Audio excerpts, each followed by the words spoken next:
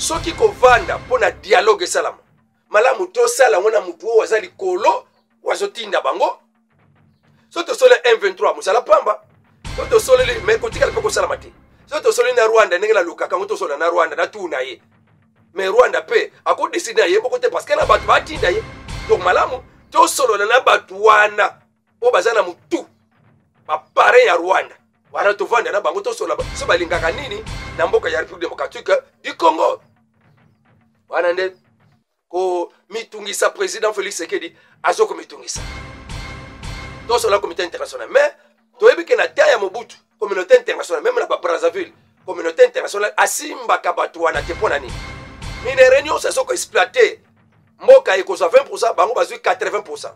Le président Félix Tshisekedi yalingaka gagner 50-50 nde yango mpona bango lobi ekosimba te toujours na nzela Rwanda batoki bakei que soki arrangement ekosalama ndenge bango balingelaka 80% ekende pa na bango ya minere na biso 20% nde etikala ya mboka ya 20% wana mpe ntango etikalaka ba homme politique nyonso bakamba biso bayibi 15%.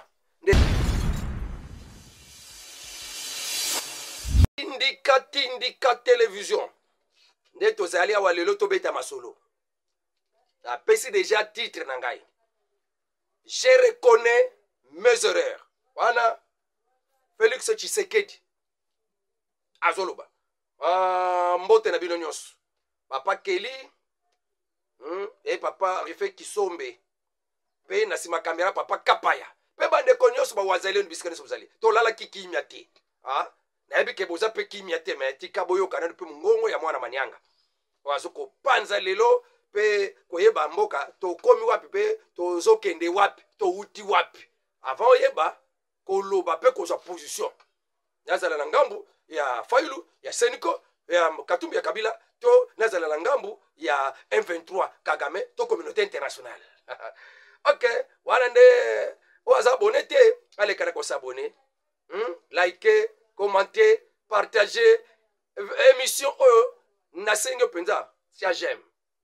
Likez l'émission. Et cause à la madame. Situation sécuritaire, les 3 types de militaires en République démocratique du Congo et 3 types de responsables. Il y a bagueur actuellement dans la République démocratique du Congo. Réunion, il y a conseil, il y a paix. Il y a sécurité dans l'Union africaine. Discours, il y a maman Judith Souminois. Et qui ici, Paul Kagame, nakati ya réunion wana.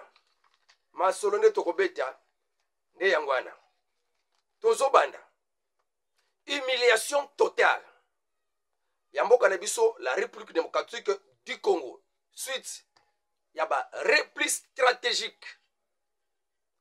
Oyo ezopesa bamboka na biso pa ya banguna ezali kambo lelo te repli stratégique banguna bazwi bakota na kati ya mboka sa mundu kebeta banda babunagana batiwanja baruturu centre pe bamboka ba Rwindi bamboka bakanya bayonga bamboka ba Kirumba ti ba Alimbongo ba kote ebele Goma ndenge moko guerre salamate na katikati ya Goma ki tant deux éléments bazo s'affronter bakima même isalami na Kavumu même isalami na kati ya Bukavu.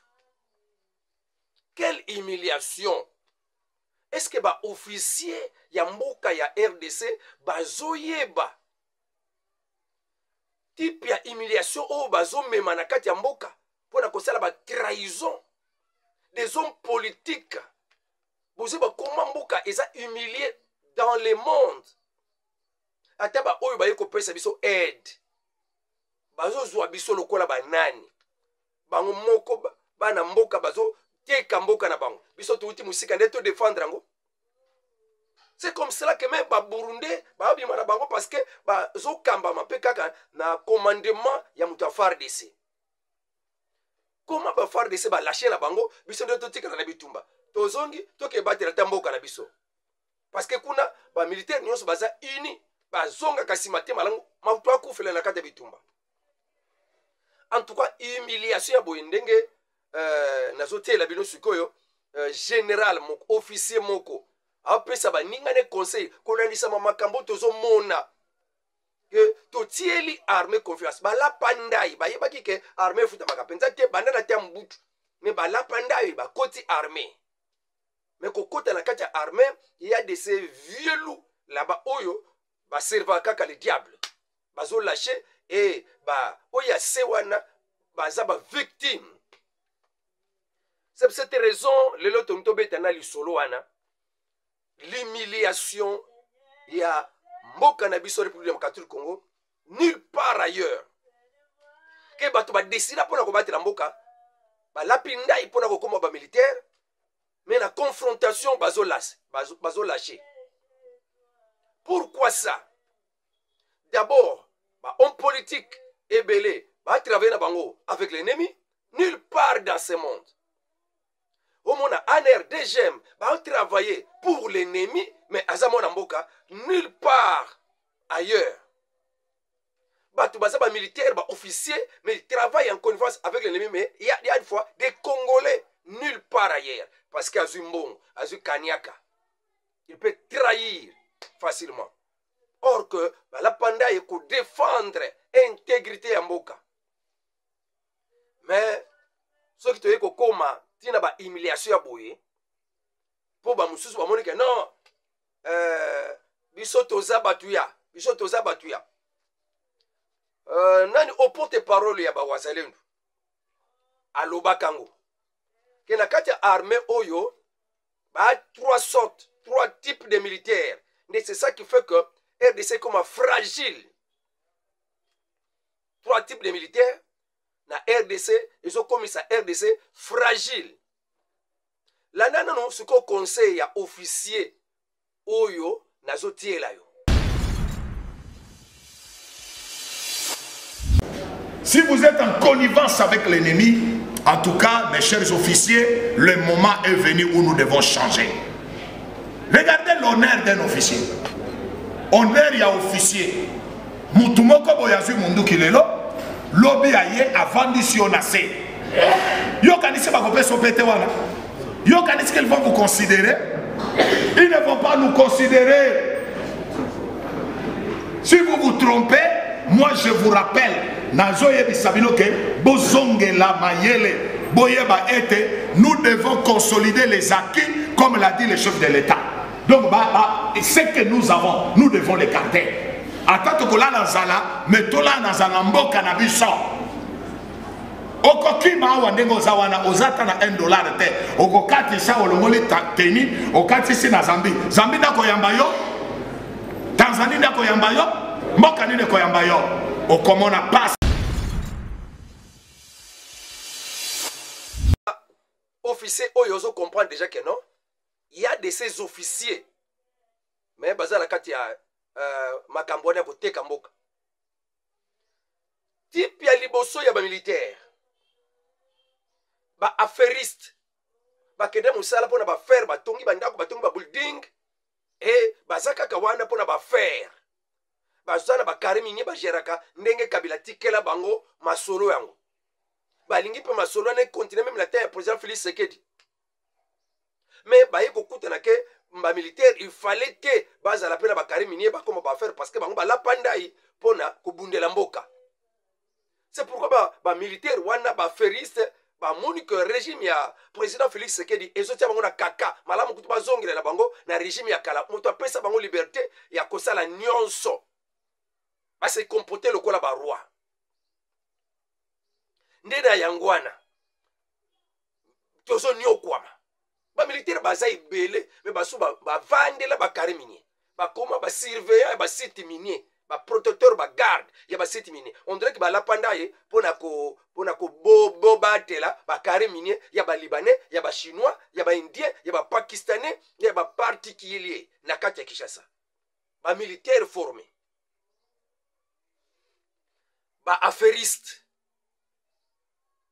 tout ko soit catégorie ya mibale ba soda ya batu les soldats des individus. Joseph Kabila ana ba militaire na ye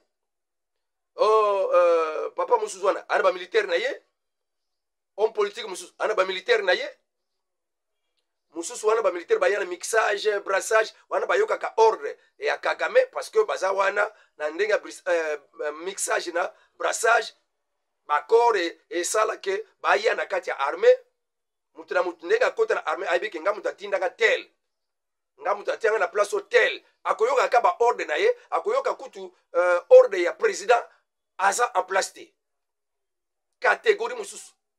Donc il y a de ces gens qui ont leur militaire le quoi ba opesa ba sango kona côté mayidi ba terre ba somba kuna batu bazakuna bana minduki sont des militaires na ba ferme belé toi na ba militaire bazakuna ba militaire wana nani ya république te contrôle pe sala makate mais ba militaire wana bazalaka ya batu bayoka ka ba ordre ya batu ba ferme nyoso na Kivu bazo dénoncer ba ferme nyoso côté nord Kivu bazo dénoncer sud Kivu bazo dénoncer minduki ezo uta na ba ferme ya tel mais le kola ba o bazo kambana no armée ba batu moko ya ba brassage mixage oko dévoiler pa nani ngulu ya mboka ngulu ya zamba okefunda ba ngulu ya zamba pasi na pasi ne deuxième catégorie yangwana. Troisième catégorie ba militaire eza ba oyo baza ba patriote balingi penza kobundela mboka balanda penza ndai balapa mais ba muke pe baza na ba grade ya C. Voilà ba ko sala le côté ba o ba yana ba brassage mixage ba leki ebele ba militaire ya batu ba militaire o ba yana kombo ya batu ba leki ebele Moïse Katumbi akimile pona makambwana. Donc voilà un peu les trois catégories ya ba militaire tozana bango et affaiblir ata Burundi aye asunga biso makasi nyosa kozala lango commandement pourri corrompu bana keto ha wana bana wana bazoza formation ceux qui baye bakoya ko remplacer biso alors tombe bisango kaka nde bizaleli ya bato bazali kulo nani oyo asalaka apesaka ba liste ya ba militaire o fuba tia bango ba nommer bango na ba place. Et oyo alongwaki azaki na ba défaillance ko travailler kana connivence na banguna oyo pe aye akaka mutu atuchi. Mais vraiment quand est-ce que tokoye bake to bunda na batuchi ba kuluka mabele na Congo batuchi baza bo moko ya lokola biso ba bantu te bon wana nde to encaisser ba erreur ko tia bitia na place ya commandement militaire ya ba côté on appelle Nord Kivu Sud Kivu mais on met des Tutsis et il faut combattre les Tutsis et pourtant que bana mboka bazali et ba wana pe ba Tutsis ba yana ba mixage ba yana ba brassage bango baso ko étouffer ba jeune militaire bazoya bazolela biloko zokende ba ration mais ba kangi ba bloquer ba o bazala terrain ba yo kanzala ba loba n'importe quoi contre le président Félix Tshisekedi. Voilà. Malgré toutes les dénonciations, Sentinelle azoloba toyokate erreur encaissée. Ce que tokovanda tozongela tokende sikoyo to banda kolongola to nome sikoyo ya biso moko ba généraux to tia bango na place. Tangu ke makambu et bebi na douté. Changer gouvernement. Il y a des bazana kata gouvernement, bazana kata institution. S'il faut que quoi ça dans le parlement et quoi yanan. S'il faut que quoi ça Sénat na Assemblée nationale et quoi yanan. Gouvernement ko changer non parce que vraiment c'est vraiment la cacophonie. On est ensemble avec l'ennemi, même la carte cabinet présidentiel. Malgré toutes les dénonciations, Sentinelle le bitoyo quitté. Voilà les conséquences. Des changements s'opèrent. Mais les changements, ils sont dans le même sens. Dans le poste de commandement, on a perdu plusieurs jeunes militaires. Quand à partir de Keto, il y a des Obazali Kolo, Balingete Kabajen, Wana Lobby Lobby Bamata, Bakokota Bambiscade, et Bele to perdre. Ponagaka, Bouzobawana. Voilà un peu le deuxième sujet. Là où on a compris que vraiment on a fait des erreurs graves. Ce qui coûte papa et aussi moi. Babete qui m'a dit que na ba militaire bazaki sur terrain ba on jamais.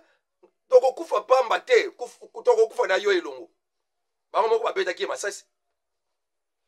comment mboka lokola Bukavu bamilitaire bazobima ba 13h 14h bamilitaire bazobima rebelle aza te bakoti Kavumu na aéroport sans bitumba na moi wana ba M23 bayekokotaka na butu na Bukavu na butu ba M23 bakoti na butu na Bukavu banda 14h 13h 14h wana bamilitaire na biso FARDC bazobima awo moko kanda ezwaki ye akena kotumba na bamunition oyo bapesaki bango ebele bamunition ba M23 baye kosalela albi jamais eke na mbongo ya leta malamu ezala putulu garatiela bino nano extrait wana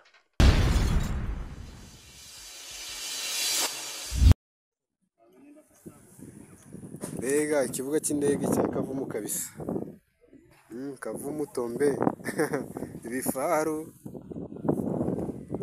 zawani tutu mbega Kisekedi mani mahoro n'imigisha kabisa esika toyebaki kosala te na régime na biso oyo edindisi biso ke tokutana na makambo boye kozanga biso moko kotombola bagénéraux oyo akonti na biso tozangaki yango. Voilà, je reconnais mon erreur. Bagénéraux nyonso baza lelo Kabila tikala konome yeba ke bakotikala kaka kozalaka na reconnaissance epa ya Kabila mutakomisa bango bagénéraux pe bazala ba poste na kati ya mboka. Okozo moko omatie pete okozo moko omatie pete meki général wana mutapesa ye Kabila. Kabila pesa bango privilège ba exploiter ba carré minier ba comme ba homme d'affaires bazo diriger bazo kamba comme des rois sur la terre. Lelo fallait tout ça la ya biso moko ba généraux ba officiers militaires et ya makasi o biso moko na régime ya fachi to sali to nommé ozalaki o grade de mbala moko général mais ba oyo wana déjà ba mesana tango ba président Félix Tshisekedi soki a continuer boye biso toza so na privilège te ba kokata koyokaka le président Félix Tshisekedi pe bakobalusaka kaka makanisa na bango kuna pe kolukaka nzela kutu moto wana zonga mpona bazongela ba privilège ya ki affairiste.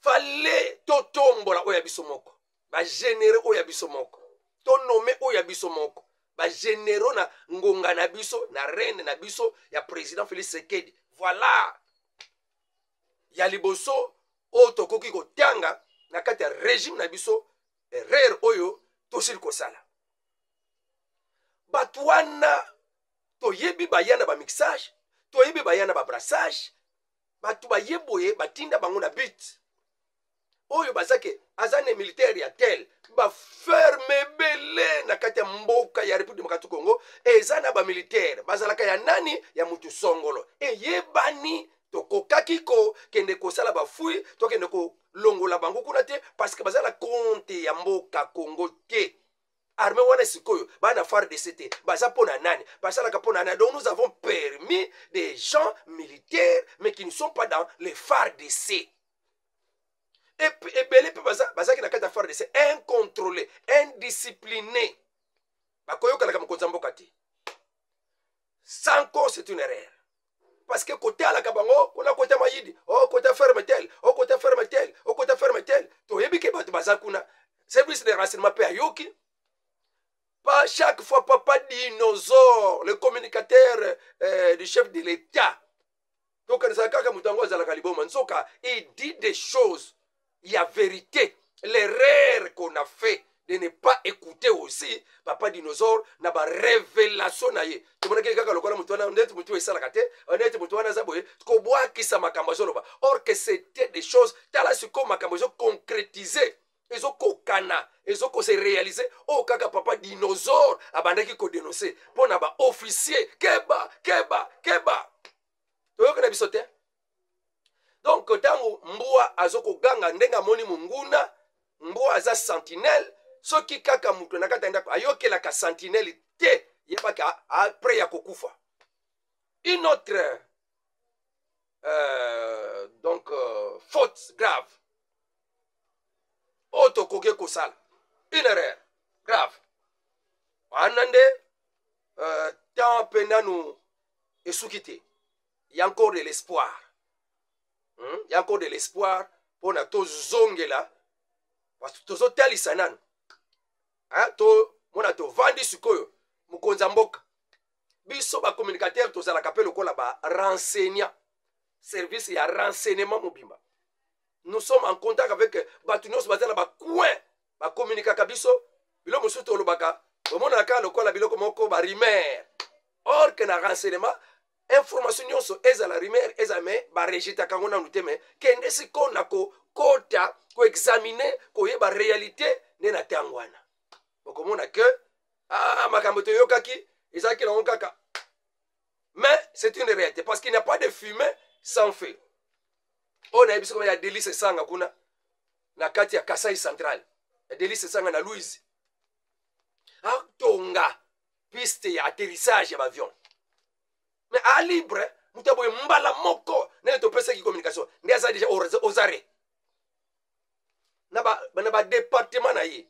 Ni neza la kati ba container wana. Ni neza la kakuna na atindie Moïse Katumbi akimile pona makambwana.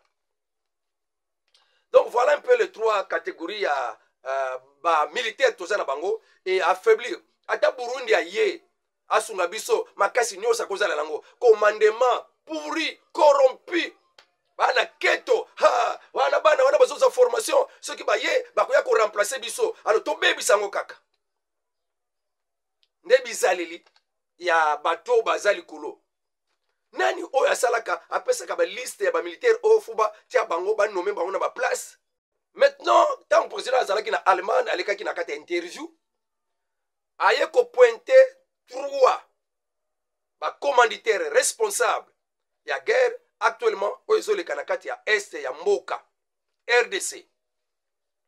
Alobi ya liboso c'est la communauté internationale. Communauté internationale baza plus responsable bangonde ba soutenir Rwanda. Donc bango bazo bimate mais Rwanda zo bimela bango. Donc Rwanda zo travailler pour na compte na bango. Et Rwanda wana siko ye a koti pour na ko nanzela ya M23. Donc communauté internationale azapenza ye numéro 1 à la base ya guerre ya Est, Rwanda azotinda ba militaire na ye pona kokota pona kosala bitumba wana koya kosunga eloko na bango basala ya ba M23 croyant que eza opposition congolaise basimbi ba minduki. Donc c'est toujours supplétif armée ya Rwanda kaka mais ba kosili yango keno eza groupe armé ya RDC baza ba congolais. Voilà, Bilo Misatu, communauté internationale, le Rwanda et les M23. Opposition politique. AFC bakoti kona nasima. Arabi opposition oyo politique basimbi manduki ezo kamba mapena Joseph Kabila. Mais atikala ko bona na tena poisa boy. Pe atikala ko déclarer ngote na poisa boy. Même sala ezo talisa ke ye wana. Financer mutao financer bango. Sikoyo. Batumi satwana. Toko sala ndenge mpona ko combattre bango. Yemo kazotuna. Soki ko vanda pona dialogue salama. Malamu to sala ngona mutu o wazali kolo wazotinda bango. Soto sole M23 musala pamba. Soto sole me kotika le peko sala mati. Soto sole na Rwanda ndenge la luka kango to sole na Rwanda na tuna ye. Mais Rwanda pe ako décider ye bokote parce que na batu batinda ye. Donc malamu to solo na batu wana o bazana mutu. Ba pare ya Rwanda. Wana to vanda na bango to solo so balingaka nini na mboka ya République démocratique du Congo. Wana nde ko mitungisa président Félix Tshisekedi azoko mitungisa. To solo comité international mais to ebike na terre ya Mobutu communauté internationale même na ba Brazzaville communauté internationale asimba kabatu wana te pona nini. Mine réunion ça soko exploiter mboka ikosa 20% bango bazui 80%. Le président Félix Tshisekedi yalingaka gagner 50-50 nde yango pona bango lebi eko simba te toujours nzela Rwanda batoki bakei que soki arrangement eko salama ndenge bango balingelaka 80% ekende pa na bango ya minere na biso 20% nde etikala ya mboka ya 20% wana pe tango etikalaka ba homme politique nyonso ba kamba biso ba yibi 15% de 5% ekotikala ya population congolaise bamboka ekodeveloppe quand voilà des problèmes toza nango na kati ya deuxième sujet na la posa na yoka ba avis na bino s'il faut faire un dialogue avec qui alors nous devons le faire peut-être avec les parrains du Rwanda. Le parrain du Rwanda c'est le parrain de M23 le véritable instigateur. Il y a baguette Rwanda, il y a Est, c'est la communauté internationale. Sous les Nations Unies. Azolo va payer l'autre côté. Voilà. On a, dans papa président Félix Sekedi, Azala Kikuna. Alors, donc, quand on a un sujet, il y a Union africaine, réunion que Salamaki, Ezo Salama, Lelo. Et Banda Kepe Mukola Lobby, vendredi. Nakati ya réunion ya conseil de paix et de sécurité il y a Union africaine pour Kagame a kimi a claqué porte a bimi na ina lombango vi discours mama Judith Suminwa a pesaki e fundi Rwanda e misi Rwanda na mpwasa ba michopone sa Rwanda libanda Kagame a sipotete a bimi sale na kanda Kagame avait claqué la porte sous la pression des vérités que maman Judith Suminwa donnait, proférées. Maman Judith Suminwa avait exprimé avec fermeté sa préoccupation, la préoccupation de son pays face à l'agression rwandaise. Parce que mboka ils ont mona, ils ont subi, minioko, mboka ils ont subir, ils ont eu une agression rwandaise. A fongo lignonso. Kagame a supporté. En choc. Kagame a supporté. Cela a suscité une onde de choc, principalement chez le président rwandais. Maman Judith Suminwa a lancé un appel à l'unité de l'Afrique, car l'heure est grave. L'heure est grave. Nous sommes ici parce qu'un membre de notre Union africaine a violé les principes fondamentaux de la Charte des Nations Unies et l'acte constitutif de l'Union africaine. Ils ont menacé nango unité nabiso, Union africaine nabiso, tant que tozo tikango bongo. Mouta kotia sous confiance de l'Union africaine, azate. Union africaine a violé les principes fondamentaux de la Charte des Nations Unies et l'acte constitutif de l'Union africaine. Ils ont menacé nango unité nabiso, Union africaine nabiso, tant que tozo tikango bongo. Mouta kotia sous confiance de l'Union africaine, azate. Wanatina nin ya Union africaine. Ceux qui mboke zoni okoma nango, mboke violé nango, Union africaine azawana, alo va payer le côté. Nous avons été que discréditer Union nabiso. Alors, Asengi, Union africaine, a agir dans les Kambaboui. Voilà, discours de maman Nabiso Judith Suminwa. Alors maintenant, il fallait l'unité autour du président Félix Tshisekedi. Ye aza pour ba intérêt à RDC. Ba M23 bazoya, baza na intérêt pour la population congolaise. Intérêt na bango, ba poste, monso ba laki ba poste, yango bazo teka. Yoko occupé Karemine wana. Yango yaka côté na biso.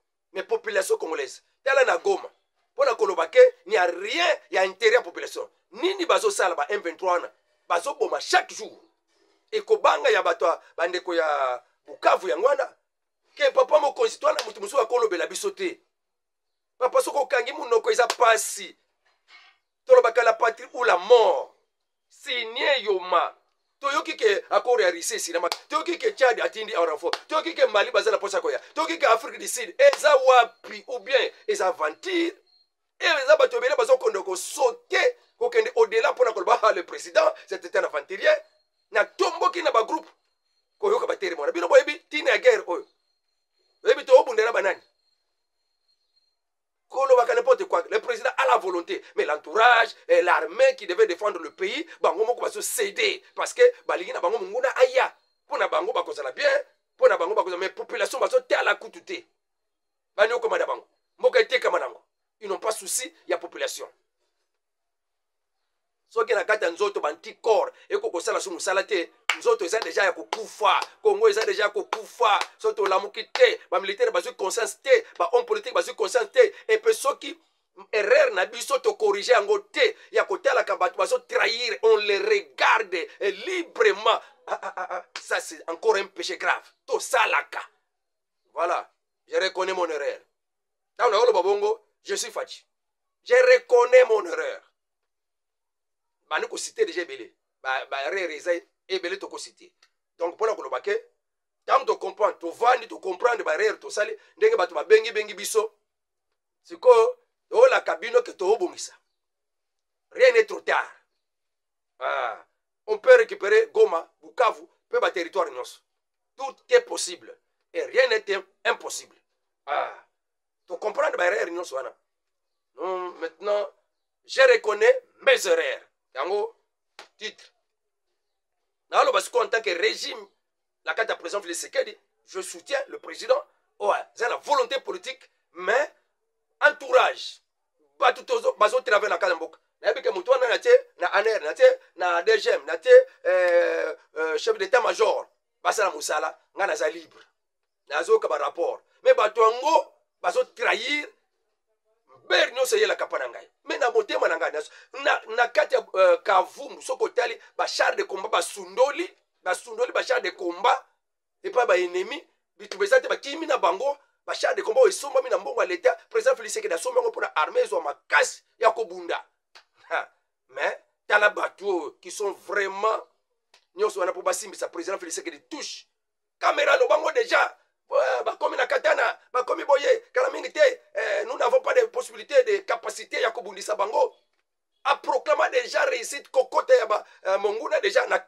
Bukavu déjà bandakala et koconcrétisa me mpona kondimisisa mpona kodefie maloba ya communicateur Pasteur Gili ti maloba na ye alobi kutu bakani kokangisa ye soka keleke moto alobi ke moto atrahisaka azoloba maloba ke tokende koyokana na bato balingi bakabola mboka eza trahison par rapport à décision chef de l'état je ne peux pas nakosangana na bango tout ce même baplan wana baseniko wana kokende kokutana na lokola bananga oyo bazoboma bato na biso mikolo nyonso oyo bake kokaba bake komibalisa na bato balingaka kokabola mboka eza trahison haute trahison qui mérite la prison au lieu de moto azodénoncer na ye parce que bango nde baza au placé alors il faut arrêter